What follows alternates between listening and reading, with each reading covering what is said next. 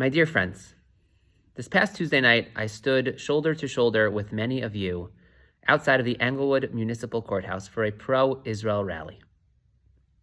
This is an experience that I was not fully prepared for, and one that I'll not soon forget.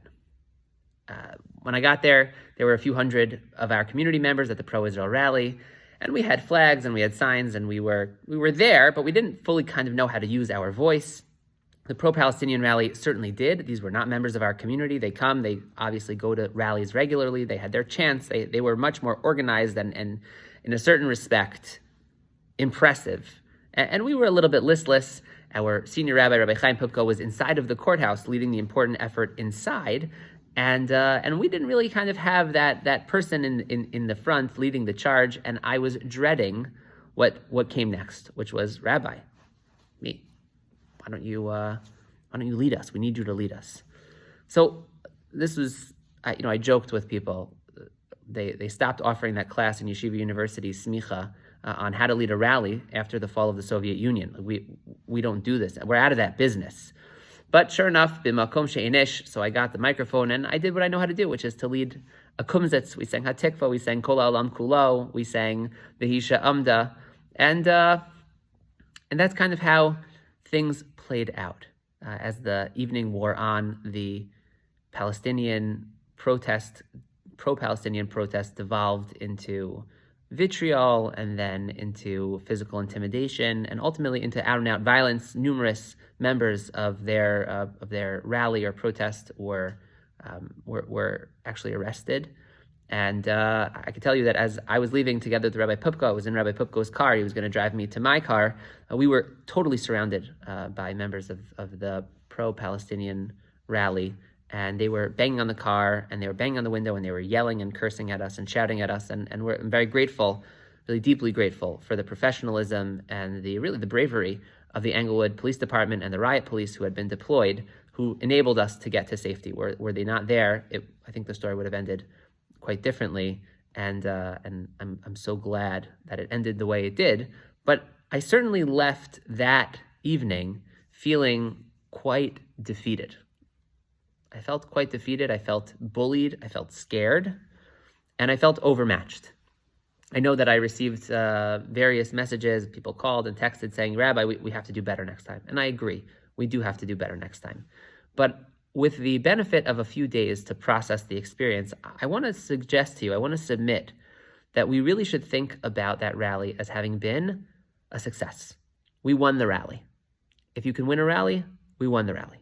And that's because a rally is there to achieve really three things. It's directed at three audiences. One is to the public domain, one is to elected officials, and one is for the ralliers themselves. In terms of the public domain, there was a very good Fox News story. It demonstrated that there were pro-Palestinian ralliers, pro-Israeli ralliers. It had various good segments highlighting the pro-Israeli ralliers, who I think reflected our best values of humanity and decency.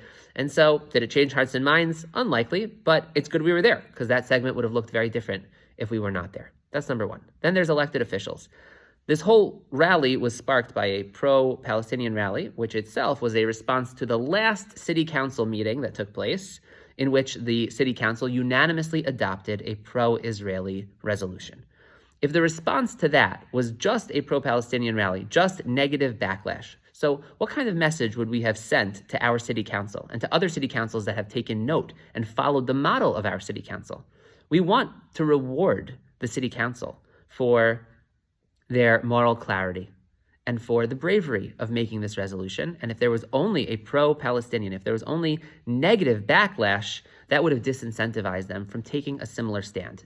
Our elected officials need to know we're engaged, we're appreciative, and we're ready to show up. So in that respect, this was also a success. And finally, and this is the most important, the primary audience for our rally, the primary kind of goal, the most successful dimension of this rally was the impact it had on us, the pro-Israel ralliers. To be perfectly candid, this was a scary evening. It was scary. It was frightening in our own backyard. And you know what? That's good, because perverse, violent anti-Semitism is here. whether we are willing and ready to see it and experience it or not. And the fact that we had that close encounter with it and it became real to us on a different level, that's valuable. That's a small taste of what our children on college campuses are experiencing all the time. And it's a fraction, maybe a fraction of a fraction, but at least it's something. It's a fraction of what our brothers and sisters are feeling in Israel today. Every single day. We need to feel that. Fear should not debilitate us, neither should it lead us to do something rash, but it should lead us to act, to do more.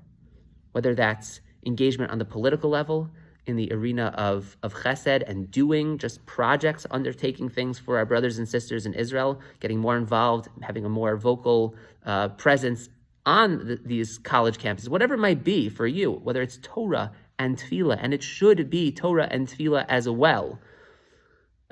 Whatever it is, we need to do more. This is a wake-up call. We need to feel it, and we need to do more.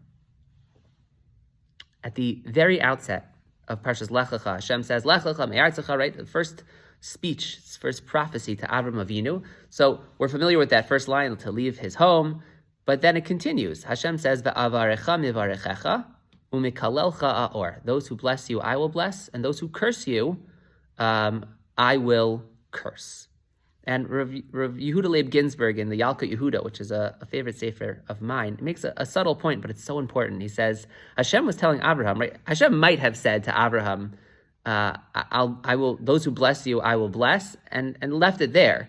Or told him even better, no one's going to curse you. But Hashem doesn't say that. Hashem doesn't say, Abraham, you're not going to have detractors, people who are going to hate you. He says there will be people who hate you. There will be detractors. Abraham, think about it. An ish chesed, a man who we know after getting his bris milah was craving, went out to go and search for strangers so he could wash their feet and feed them and take care of them, because he was a man of chesed. All he wanted to do was give and provide. He was kind and good and righteous. And yet, he had detractors.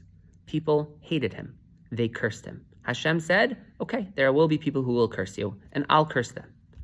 And that's the model for all of Jewish history. No matter how righteous we may be, how righteous our cause, how good our intentions, there will always be detractors. We felt that on Tuesday night. And we need to confront that reality, because it is our eternal reality. Umikalelcha aor. I'm going to conclude with a brief final thought. As I stood at that rally, I had that microphone in my hand and I was racking my brain because they were so, activated on the pro-Palestinian side, and they had these very strong kind of intimidating chants. And I wanted something for us to quote unquote punch back, right? Some sense. What do we have in our repertoire that can respond in kind? And I searched my mind, and I searched in vain, because right, we don't have the equivalent of there from the river to the sea. That's not who we are. We are a people of hope. We are a people who build.